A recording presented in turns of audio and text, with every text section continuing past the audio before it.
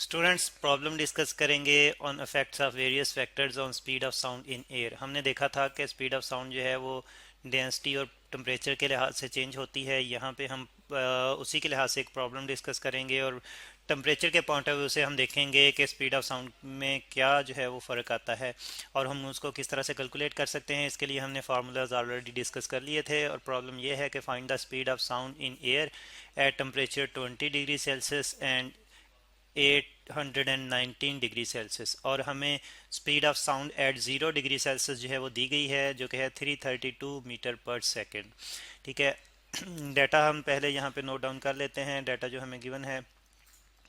तो एक तो हमें जो speed of sound eight 0 degree Celsius है वो गिवन है, जिसको हम वी नॉट से रिप्रेजेंट करते हैं। वी नॉट से ये कितनी है, ये 332 मीटर पर सेकेंड है। ठीक है। और इसके साथ साथ हमें टेम्परेचर गिवन है। एक टेम्परेचर जो है वो 20 डिग्री सेल्सियस का है। ये क्योंकि डिग्री सेल्सियस में है, स्मॉल टी से रिप्रेजेंट करेंगे। टी 20 लिख लेते हैं यहाँ पे, इसको हम लिख लेते हैं 20 डिग्री सेल्सियस। ठीक है।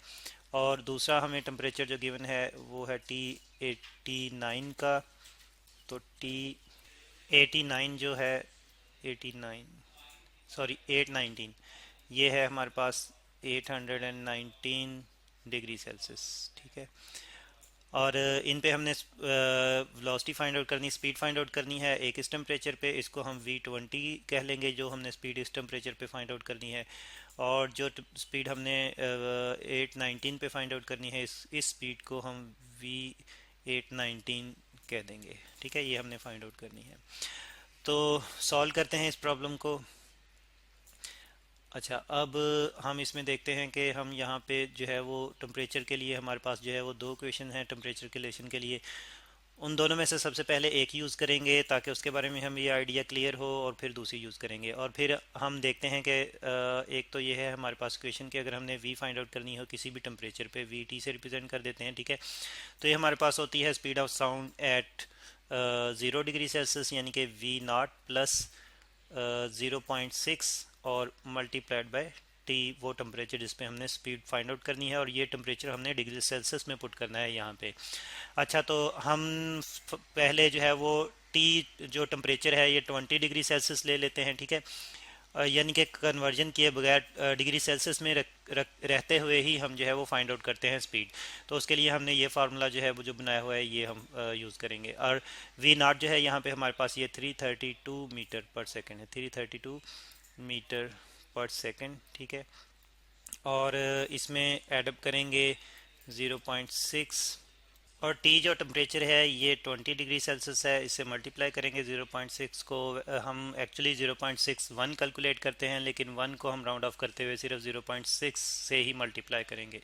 ठीक है। और जब हम कैलकुलेशन करते हैं तो 20 डिग्री सेल्सियस पे हमारे पास स्पीड आ जाती है 344 मीटर पर सेकेंड, 344 मीटर पर सेकेंड। ठीक है। ये हमारे पास स्पीड आ गई 20 डिग्री सेल्सियस टेम्परेचर पे। तो अब हमने फाइंड आउट करनी है स्पीड जो 819 डिग्री सेल्सियस पे। अच्छा, अब हम दूसरा फार्मूला यूज़ करते हैं जो कि एक्चुअली केल्विन में टेम्परेचर लेते हुए यूज़ कर सकते हैं हम।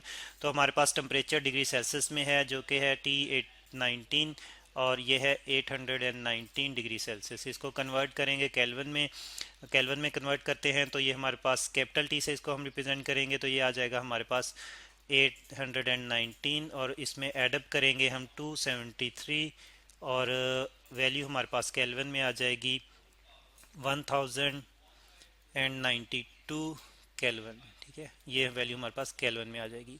और 0 डिग्री सेल्सियस पे जो टेम्परेचर होता है केल्विन में, टी 0 डिग्री, वो हमारे पास होता है 273 केल्विन के बराबर, 273 केल्विन के बराबर। और फिर हम जानते हैं कि जो हमारे पास इस फॉर्म में, यानी कि टेम्परेचर केल्विन की फॉर्म में हो, तो हमारे पास स्पीड के लिए फार्मूला होता है v over V naught is equal to square root of T over T naught. ठीक है। केल्विन में टेम्परेचर यानी कि जो है ये रिलेशन आ जाएगी। तो अब हम जानते हैं कि v हमने फाइंड आउट करनी है 819 वाली, ठीक है। तो इस ये हमने फाइंड आउट करनी है। वैल्यूज़ पुट करेंगे टेम्परेचर के लिए और वी नॉट के लिए, तो हम जो है वो देखते हैं कि हमारे पास स्पीड क्या आ जाएगी, V819, और वी नॉट जो है ये हमारे पास 332 मीटर पर सेकंड है, ठीक है। और यहाँ पे टेम्परेचर्स की केल्विन में जो हमने टेम्परेचर कन्वर्ट किए हैं इनकी वैल्यूज़ पुट करें तो टी हमारे पास है 1092 केल्विन में हमने जो था वो कन्वर्ट किया था। और हमारे पास जो टी नॉट है ये है 273 केल्विन, 273 केल्विन। सॉल्व करेंगे कैलकुलेटर की मदद से तो हम देखते हैं कि हमारे पास V819 आ जाएगी, V819। अच्छा, इसमें फिर हम ये भी करेंगे, ये 332 मीटर पर सेकंड जो है इस तरफ मल्टीप्लाई हो जाएगा, यानी कि इसी फॉर्मूले को हम यहाँ पे मॉडिफाई करके लिखते हैं ताकि हमें क्लियर रहे कि किस तरह से कैलकुलेशन की है। ये 332 मीटर पर सेकंड जो है इस तरफ आ जाएगा, मीटर पर सेकंड मल्टीप्लाई होगा यहाँ पे, और साथ में square root of 1092 kelvin divided by 273 kelvin, ठीक है। तो अब सॉल्व करेंगे ये सारी जो है वो वैल्यू सॉल्व करेंगे कैलकुलेटर की मदद से, तो हमारे पास V819 जो आ जाएगी ये आ जाएगी 664 मीटर पर सेकंड आ जाएगी। तो इस तरह से हमने टेम्परेचर के लिए जो दो फार्मूले बनाए थे, यानी कि velocity speed dependence on temperature, जो हमने दो फार्मूले बनाए थे स्पीड ऑफ साउंड के लिए, एक डिग्री सेल्सियस में रहते हुए ही और दूसरा केल्विन में कन्वर्ट करते हुए, उन दोनों को यूज़ करके हमने जो है वो स्पीड यहाँ पे स्पीड ऑफ साउंड कैलकुलेट की है। तो इससे हम देखते हैं कि स्पीड ऑफ साउंड जो है वो टेम्परेचर बढ़ने से बढ़ जाती है।